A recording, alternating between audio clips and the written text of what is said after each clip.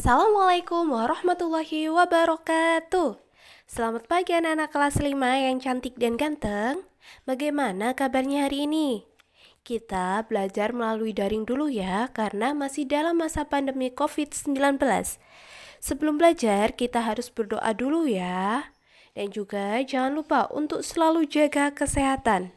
Pada kesempatan kali ini, kita akan membahas tentang organ gerak hewan. Yang pertama yaitu alat gerak hewan dan manusia. Salah satu ciri makhluk hidup adalah bergerak. Hewan dan manusia menggunakan alat gerak yang dimilikinya untuk berpindah dari satu tempat ke tempat lain.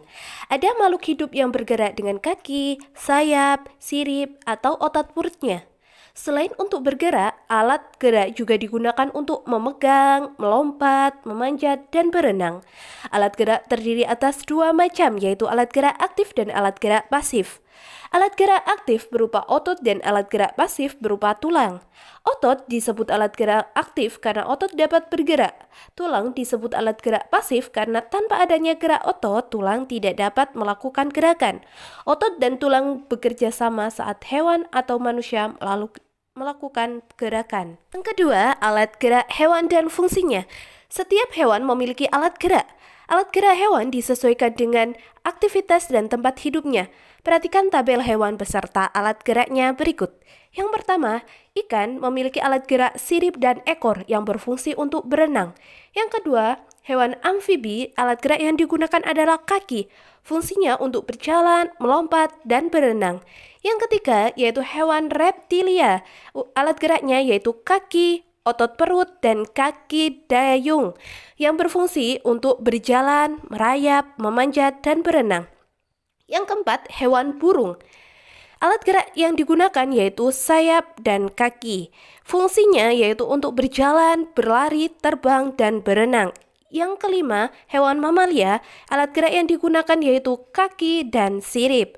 Fungsinya untuk berjalan, berlari, melompat, dan berenang. Yang ketiga, alat gerak pada hewan vertebrata dan hewan invertebrata. Hewan dapat dibagi menjadi dua kelompok besar, yaitu vertebrata dan invertebrata. Pengelompokan tersebut dilakukan berdasarkan ada atau tidaknya tulang belakang di dalam tubuhnya. Hewan vertebrata memiliki tulang belakang di tubuhnya. Contohnya kelinci, kucing, paus, ayam, ular, ikan mas, dan katak. Sementara itu, hewan invertebrata tidak memiliki tulang belakang di dalam tubuhnya. Contohnya siput, semut, cacing, dan kupu-kupu. Umumnya, hewan invertebrata memiliki alat gerak yang berupa dengan hewan vertebrata. Ada yang bergerak dengan otot perutnya, misalnya cacing. Ada yang bergerak dengan sayap, misalnya kupu-kupu dan lebah. Ada juga yang bergerak dengan kaki, misalnya semut dan belalang. Hewan yang termasuk dalam vertebrata dan invertebrata memiliki beberapa perbedaan. Perhatikan beberapa perbedaan berikut. Pada vertebrata, yang pertama memiliki tulang belakang, yang kedua memiliki bagian tubuh yang umum seperti kepala, leher, dan badan. Yang ketiga memiliki alat pencernaan yang memanjang mulai dari mulut sampai alat pembuangan.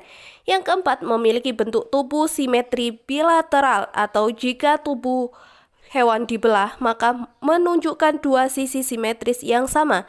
Sedangkan invertebrata yang pertama tidak memiliki tulang belakang, yang kedua memiliki anatomi tubuh yang masih sederhana, yang ketiga memiliki alat pencernaan yang masih sederhana, yang keempat memiliki bentuk tubuh simetri bilateral atau simetri radial atau bagian tubuh dalam susunan melingkar di sekitar poros tengah.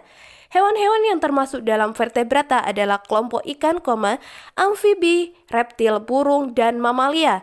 Sedangkan hewan-hewan yang termasuk dalam invertebrata antara lain kelompok cacing, serangga, dan hewan lunak. Ide pokok.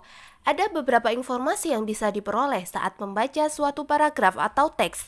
Dari banyaknya informasi tersebut, ada informasi utama yang disampaikan dalam teks tersebut. Informasi utama disampaikan melalui ide pokok teks. Ide pokok merupakan inti atau dasar permasalahan dari suatu teks. Ide pokok berisi gagasan dasar penulis atau pembuat teks. Oleh sebab itu, ide pokok dalam teks sering juga disebut pokok pikiran atau gagasan utama teks. Untuk dapat menentukan ide pokok pada suatu teks tulis, kita harus membaca teks dengan seksama secara keseluruhan. Setelah itu, carilah kalimat utama dari teks tersebut. Kalimat utama berisi informasi utama yang menjelaskan dasar permasalahan di dalam teks. Kalimat utama biasanya terdapat di awal, di akhir, atau di awal dan di akhir suatu teks. Jika sudah menemukan kalimat utama dari teks tersebut, barulah ide pokok dari teks dapat ditentukan. Dengan mengetahui ide pokok suatu teks, kamu akan lebih mudah untuk mengetahui inti atau masalah utama yang disampaikan penulis melalui teks yang ditulisnya.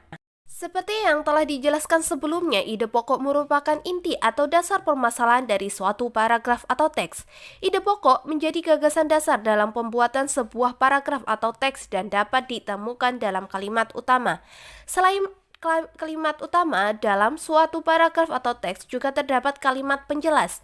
Kalimat penjelas biasanya berisi informasi tambahan untuk menjelaskan lebih rinci hal-hal yang disampaikan pada kalimat utama. Kalimat penjelas dibuat untuk mendukung pernyataan yang disampaikan pada kalimat utama.